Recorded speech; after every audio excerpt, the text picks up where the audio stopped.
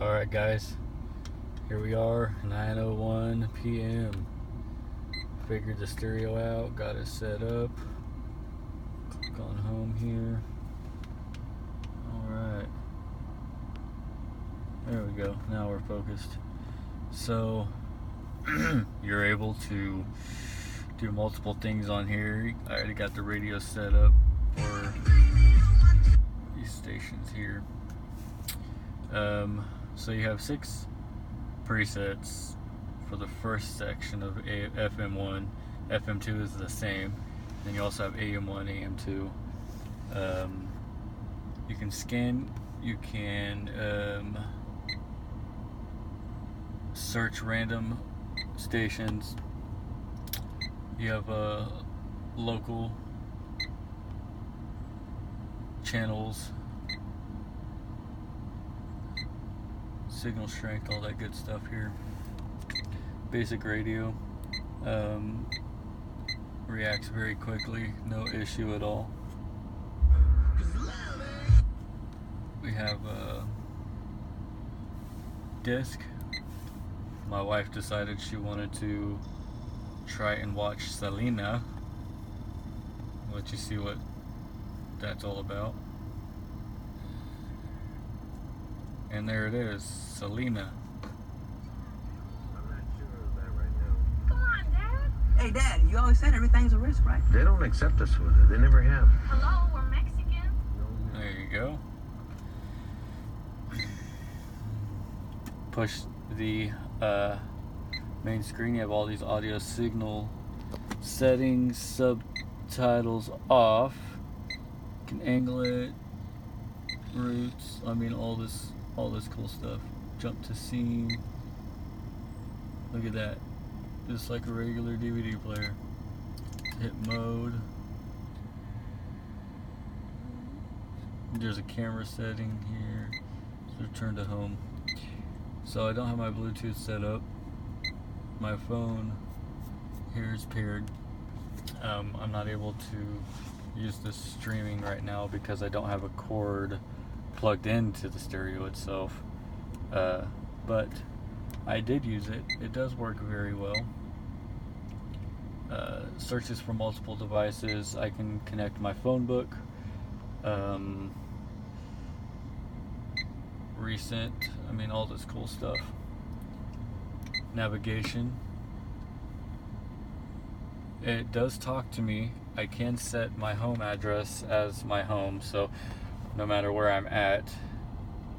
Do I want to activate sounds? Yes. So no matter where I'm at, you know, all I have to do is go to the menu.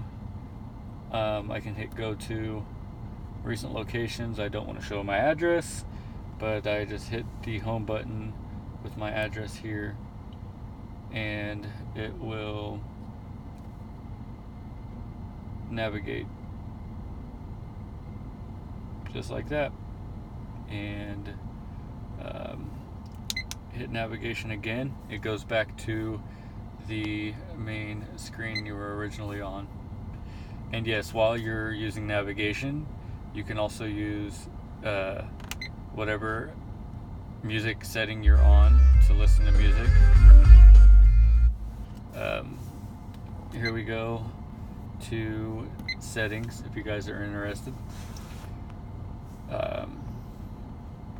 You can use GPS time as your clock. I like to just set it as normal. Sorry, I have it on a 10-second delay. After 10 seconds it goes back to the regular menu, you know, so I don't have to push a lot of buttons while I'm driving. You got clock mode, AM, PM. You have time zone, daylight savings time, which is pretty awesome. The region of your radio, language. You can select wallpapers. So go down to the first wallpaper, second wallpaper, third wallpaper, so on and so forth. Just like that.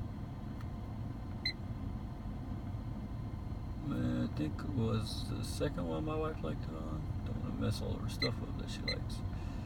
Third one. Come on.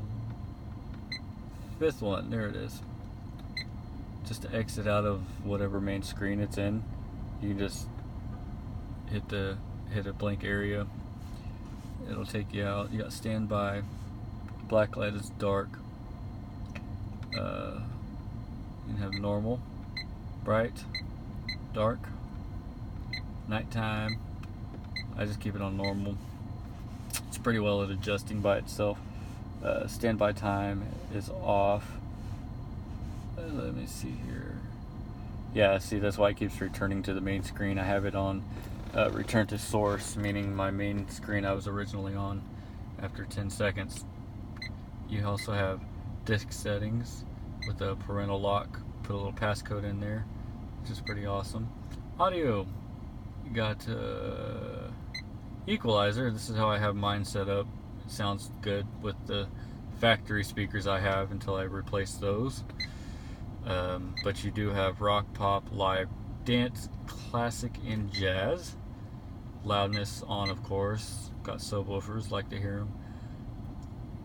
You can turn this off for the key beep, and you won't be able to hear any beeping, but I like it.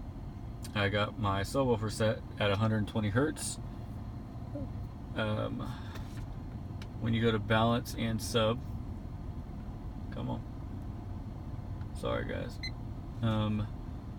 You have the sub all the way at 10. You can drop it all the way down. Yep. Sorry, I'm trying to look at the screen as I'm doing this. You can also scroll. If you don't know how far that is, you know, if it's single or if it's centered or not, there's numbers on the side. So hit till it says 0. Have everything zeroed out so it sounds even. You have navigation settings. And then you have other. You got reverse trigger. So whenever I turn this on, whenever I go into reverse like so, when I have my reverse camera set up, that will show you backup camera. Put it back in park. Boom. It does work. It does work. Back to settings. Steering wheel control, you click on that and it tells you it can learn your steering wheel controls. I do and will set that up, but I have to get the connector. It's about $45, and after spending about $135 on this, I'm not really going to be spending money on this for a minute. You got calibrating touch. I've already done that. It'll pretty much have you click on each portion of the screen, calibrating the screen for you to touch or for it to sense your touch. You can set everything back to factory, which after about an hour and a half of messing with this, definitely not going to do that. All in all, it is a very, very good stereo. It's loud when I want it to be and quiet when I want it to be. The remote does react like it's supposed to. No issues at all with the remote. Let's see, I can turn it up here. Let's see here, I can go hit the mode, aux in, input, camera, navigation, radio. There you go. Thanks a lot guys for watching this. If you need me to make any further videos after I hook up my reverse camera, I will also be putting a video up of that so you guys are able to see what the picture quality is like with the reverse camera. So anyway, I'm going to turn this off, and there's the main screen when it's off. And you have that setting here for brightness. So anyway, thanks a lot guys. Look forward to making another video for you.